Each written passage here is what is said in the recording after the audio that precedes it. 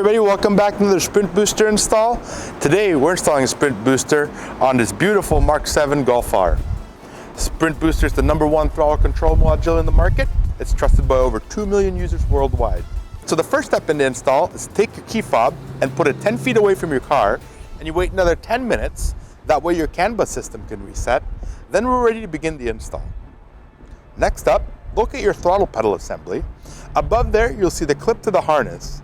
Pull up on the red tab and undo the clip, and then plug your Sprint Booster in line. Next, plug your controller into your Sprint Booster and run it up to your dash.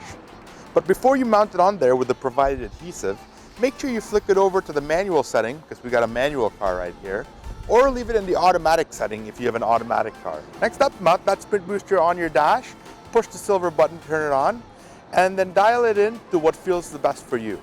The Sprint Booster has 9 unique modes in sport mode and another 9 unique modes in race mode. So you can really fine-tune that pedal feel to what feels the best for you and your car.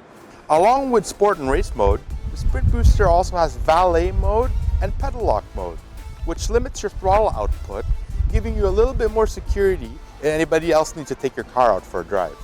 Don't forget to head on over to sprintboosterusa.com, check out our wide list of applications, and see which Sprint Booster is right for your car.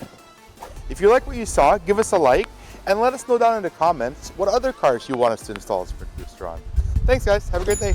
Bye now.